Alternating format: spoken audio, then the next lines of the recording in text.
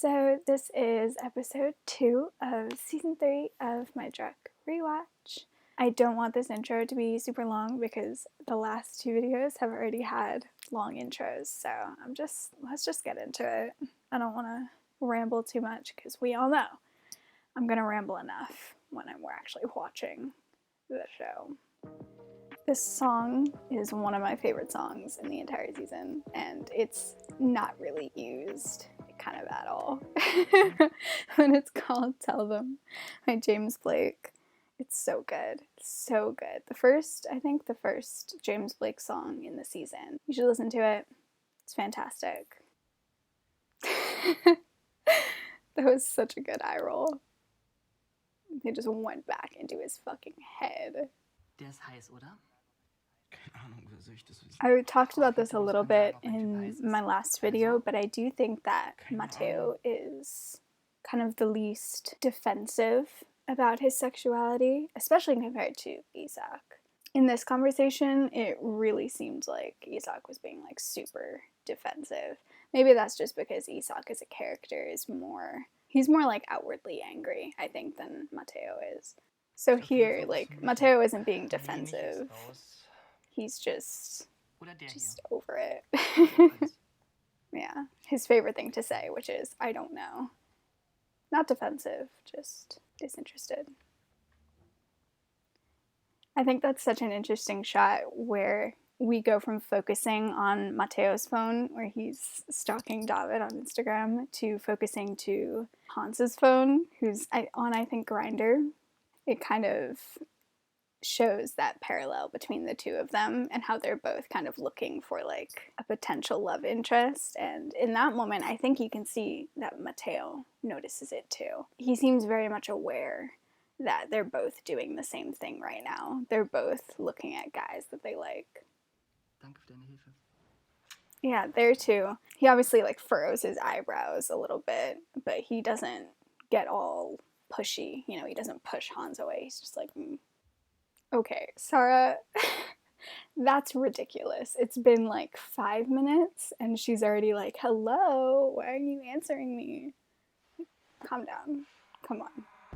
That's a really cool, I don't want to say match cut because it's definitely not a match cut, but one thing that I noticed a lot about Mateo's character is his body language. I love looking at his body language. I feel like the actor does such a great job of portraying emotion through body language. And Mateo is just like always slouching. He's always leaning up against something. It's very rare that he's like holding his own body weight up for a long period of time. I think that's kind of a subtle way to show his depression and his low mental state. Just the fact that Mateo at this point in his life is very much the kind of person to give up very easily. He doesn't have a lot of willpower, I guess. So I just think that's a cool transition where he's almost laying down in his bed. He's really not holding his weight up. And then you cut immediately to this shot where he's also just like slouched over. It's definitely not a match cut, like I said, but it's showing that even in completely different circumstances, he still looks the same. He still looks just as tired and lethargic as always. It's good consistency with his body language. I remember Spirit Week at my high school.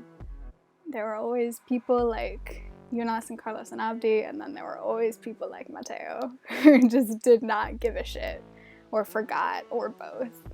I think that's cool too, how Jonas is the one to like physically lift Mateo up and integrate him with the group, because right now he's not integrated because he's the only one who wasn't dressed up, and he was sitting down kind of, you know, hunched over and slouched. And Jonas, his best buddy, is the one who lifts him up. And this isn't the only time he does this in the episode. So I'll let you know. Of course I will.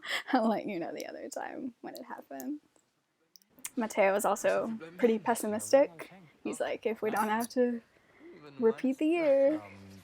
Auntie immediately mentions the weed. And then the conversation shifts from the weed to girls again. And he just has that little side smile. Mateo very rarely, or maybe even never, smiles, like truly smiles when he's with Sarah. It's always that little smirk. Sag mal, warum hast du mir gestern eigentlich nicht mehr He's also not facing her again. Sorry, ich wollte He's eigentlich like noch- barely looking at her. There's no eye contact. Once again, body language so huge for Mateo. In this episode, I think specifically, it kind of highlights his body language. A plank of wood. Sarah doesn't realize that she is dating a plank of wood. This is also a great song. This soundtrack is fantastic. Probably my favorite soundtrack of any of the remakes, specifically this season. They're both so awkward and shy. Mateo is the one to start to face David. Even though David says hi first, I think Mateo kind of welcomes it by turning to face him, which we just saw him refuse to do with Sarah, where he like just did not face her at all. Now he turns completely around so he can face David and have this fantastic conversation. Klar. Cool. So cute. It's so realistic and so just awkward and shy, and I love it. It's also I talked about this quite a bit in my last video about how David and Mateo are kind of framed as equals, I think a lot more so than Isak and Evan. And this is showing that again, where they're both shy and they're both kind of like, I don't know what to do. Like, I want to talk to you, but also gay panic at its finest. And I think Evan was definitely framed as pretty chill and kind of smooth, like this kind of James Dean type of guy. At least that was the way that we were supposed to perceive him as Isak was perceiving him, definitely in the beginning. But this is super different. Even through Mateo's eyes, David is just as bumbling and awkward as Mateo is, which I think is cool. And then Leonie butts in. And David once again is the one who leaves, just like he did in their first conversation. And Mateo shuts down again. No more smiling. Back to mumbling. Kann sein, weiß ich nicht. And there he is again, slouching. He's not even holding his body weight up at all. That reveal, Dabei? so funny. Ja klar, hab ich's dabei. So funny. I wouldn't give it back to him. I really wouldn't. Ich war da.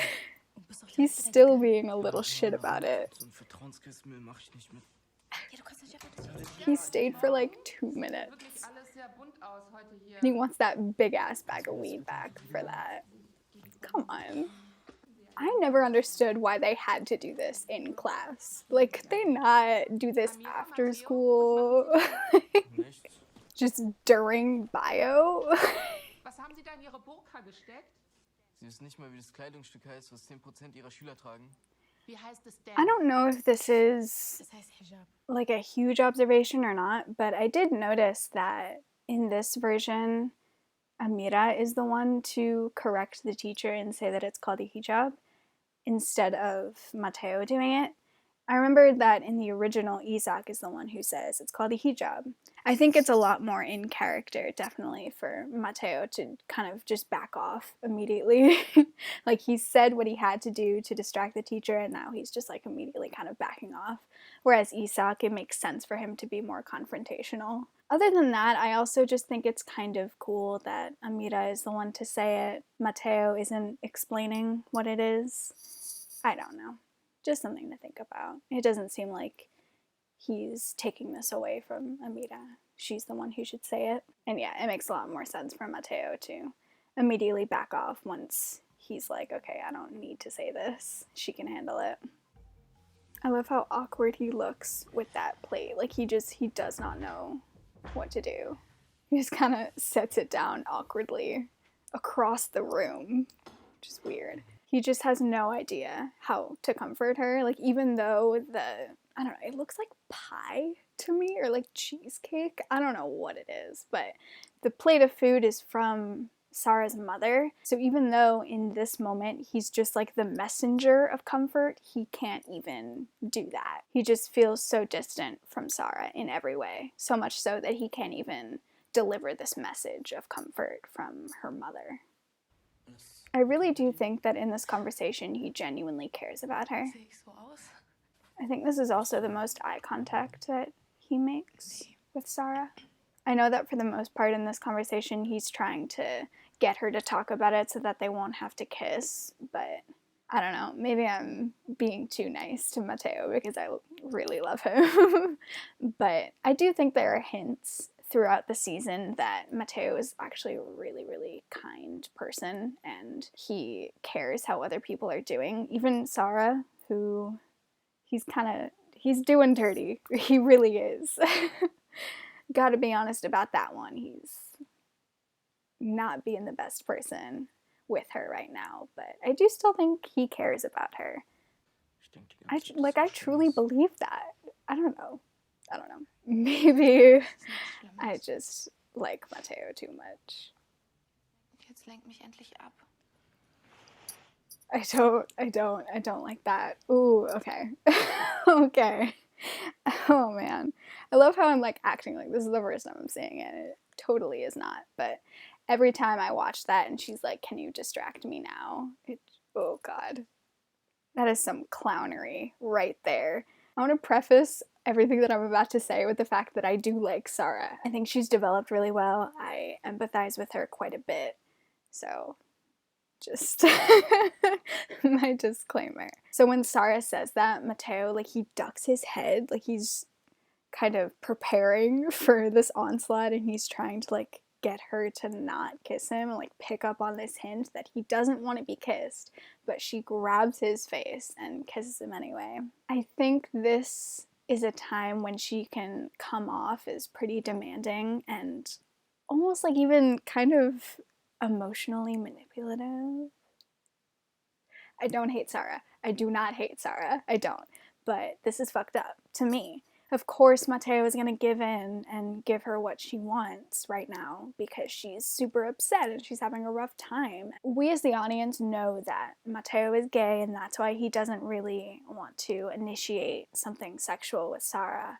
But Sarah doesn't know that, and I can't believe that she doesn't ask like why he's so closed off when it comes to sex, because she has to notice at this point. As far as Sarah knows, he could just be not ready to have sex. I just think she should be able to kind of pick up on how hesitant Matteo is and not do this to him and kind of, I don't want to say force him to kiss her, but it is a little bit emotionally manipulative, you know, because he's kind. Like, he went to her house. He didn't have to do that. Kind of based on how he's been treating her throughout this relationship, I think it's kind of surprising that he went over to her house to comfort her.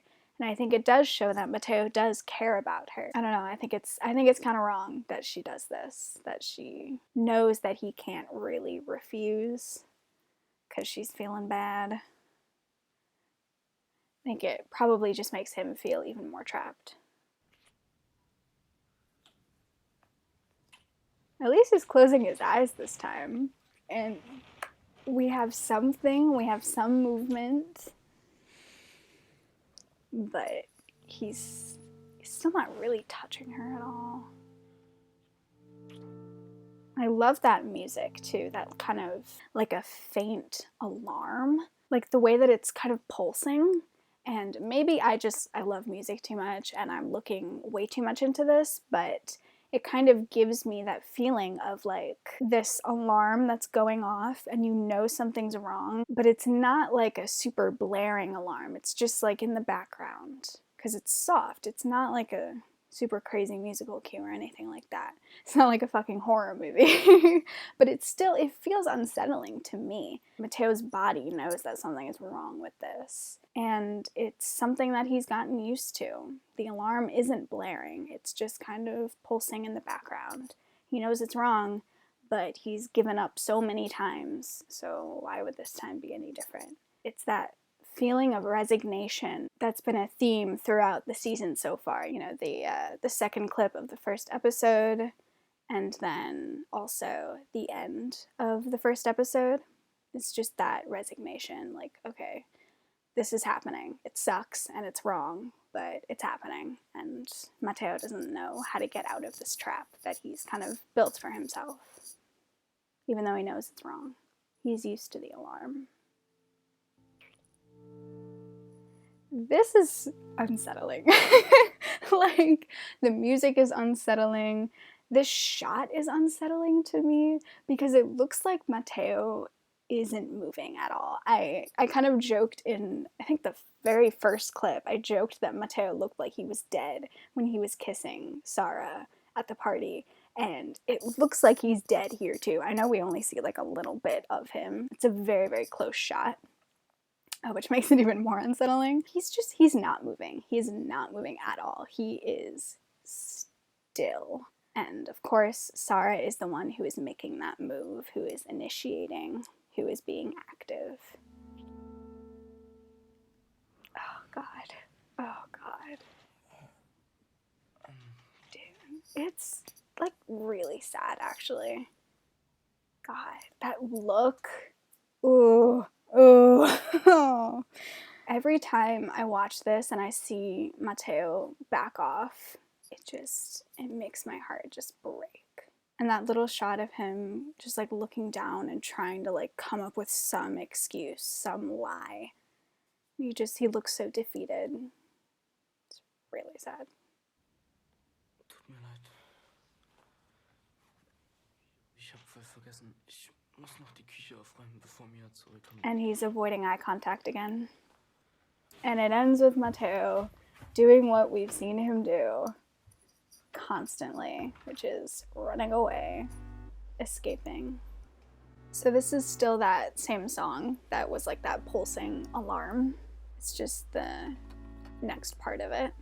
I think this small little scene tells us so much about Mateo. He walks up, he sees David. You can see he's thinking about, going up to him and maybe saying hi, being active like he's been. But then Leonie shows up and he has pretty much no reason to think that David likes Leonie. Like he could just be being friendly, which is what he's doing. But immediately Mateo is defeated. He's ready to give up. That shows you just where Mateo is right now in his life. He's constantly just ready to give up at anything. At any slight inconvenience, he is ready to give up. And I kind of laugh when I said that, but it's sad. It really is. He just has no control over his life, and he doesn't have the strength right now and the bravery right now to take control of it himself.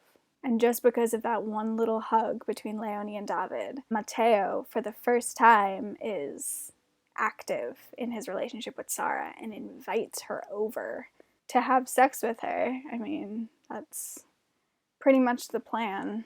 I want to talk about that song for a little bit. I don't think there's anything super meaningful in it, but there are a few lyrics here that I do just want to note. So it's called 8896 by Lopsley. I think that's how you say it. I don't know. You said there's nothing to hide, there's nothing to change. Just look into my eyes and there's old stuff too. And then this lyric is repeated a bunch of times. It says, run away another day. So we have another mentioning of running away, which we will see even more throughout this season. And so I mentioned before that this was the same song that was used when Sarah wanted to have sex with Mateo and Mateo backs off. And I think it's interesting that they use the same song, just a different part of it in this scene where Mateo is the one who's saying like, hey, basically let's finish what we started. You can come to the flat share this weekend. And I thought maybe that they used the same song to show how Mateo's willingness to have sex with Sarah changes very quickly. And I think it portrays once again how easily Mateo just gives up.